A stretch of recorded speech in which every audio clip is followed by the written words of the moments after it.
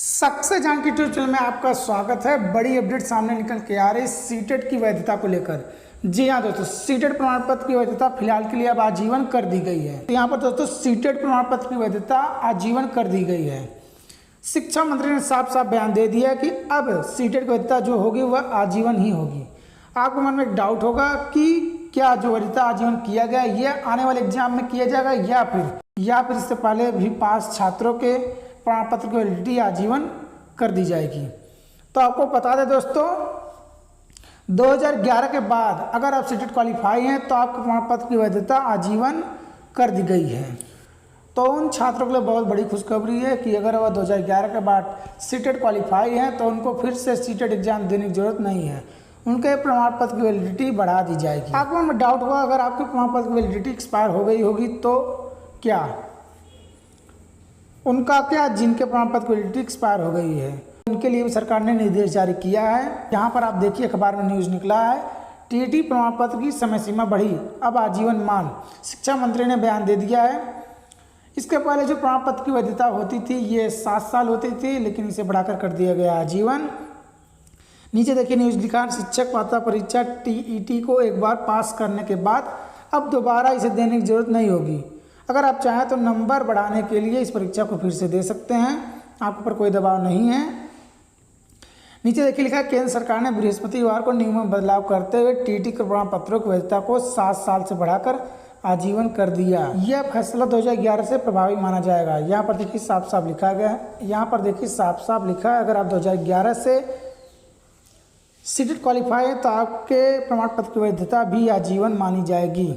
इसका ऐलान केंद्रीय शिक्षा मंत्री रमेश पोखरियाल निशंक ने किया। आपको पता है दोस्तों, सीटेट की वैधता जो होती थी इससे पहले 7 साल होती थी, लेकिन फिलहाल के लिए इसे बढ़ा दिया गया है। नीचे देखिए लिखा, केंद्रीय शिक्षा मंत्री ने कहा कि टीईटी के प्रमाण पत्र की वैधता अवधि को मौजूदा 7 वर्ष से बढ़ाकर आजीवन करने का निर्णय किया गया है। उन्होंने कहा, जिन छात्रों या उम्मीदवारों के टीईटी प्रमाण पत्र की 7 वर्ष की अवधि पूरी हो गई है उनके बारे में संबंधित राज्य सरकार या केंद्र शासित प्रदेश वैधता अवधि पुनः निर्धारित करने या नया टीईटी प्रमाण पत्र जारी करने के लिए जरूरी कदम उठाएंगे।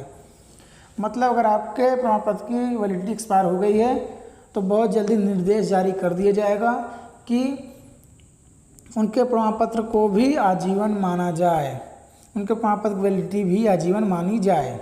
जैसा कि आपको पता है, एनसीटी ने पहले कर दिया था कि सीटेट के प्रमाण पत्र की वैलिडिटी आजीवन मानी जाएगी, लेकिन ये कंफर्म नहीं था कि जो आने वाला एग्जाम है तब से माना जाए या फिर जो पहले से पास हैं उनके प्रमाण पत्र को भी आजीवन माना जाएगा। तो यहाँ पर साफ साफ क्लियर हो गया है, शिक्षा मंत्री ने बयान दे दिया है।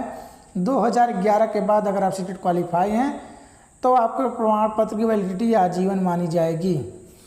2011 के बाद निर्णय ले लिया गया था, अगर आप स्कूल में शिक्षक रूप में नियुक्त होना चाहते हैं तो आपके पास टीईटी का प्रमाण पत्र होना अनिवार्य माना जाएगा। अगर आपके पास टीईटी का प्रमाण पत्र नहीं है तो आप शिक्षक रूप में कार्य नहीं कर सकते। तो ये रही अपडेट सीटेट की वैधता को लेकर। लेकिन अब हम बात करने वाले हैं उत्तर प्रदेश शिक्षक पात्रता परीक्षा यूपी टेट के बारे में। फिलहाल दोस्तों यूपी टेट का प्रमाण पत्र का जो वैधता है वह आजीवन नहीं किया गया है, 5 साल इसकी वैलिडिटी मानी जाएगी। हाँ, राज्य सरकार चाहे तो निर्णय ले सकता है कि इसकी वैलिडिटी जो है वह आजीवन कर दी जाए या फिर बढ़ा दी जाए, ये राज्य सरकार के ऊपर डिपेंड करता है। लेकिन फिलहाल के लिए अब इसकी वैधता जो है वह 5 साल ही रखी गई है। आगे यूपी टेट के आवेदन को लेकर एक बड़ी अपडेट सामने निकल के आई है कि बहुत जल्दी जून के तीसरे सप्ताह में आवेदन लिए जा सकते हैं। और अगर यूपी टेट आवेदन लिए जा रहे हैं तो बहुत जल्दी यूपी टेट के बाद नई प्राथमिक शिक्षक भर्ती देखने को मिल सकती है। तो ये बड़ी अपडेट सामने निकल के आ रही है उत्तर प्रदेश शिक्षक पात्रता परीक्षा और नई प्राथमिक शिक्षक भर्ती को लेकर। तो अगर आप तैयारी में जुटे हैं तो तैयारी में लगे रहिए, बहुत जल्दी आपको एक नई शिक्षक भर्ती देखने को मिल सकती है। तो ये रहा अपडेट। अगर वीडियो पसंद आया हो तो वीडियो को लाइक करना ना भूलें, चैनल को सब्सक्राइब कर दें। धन्यवाद।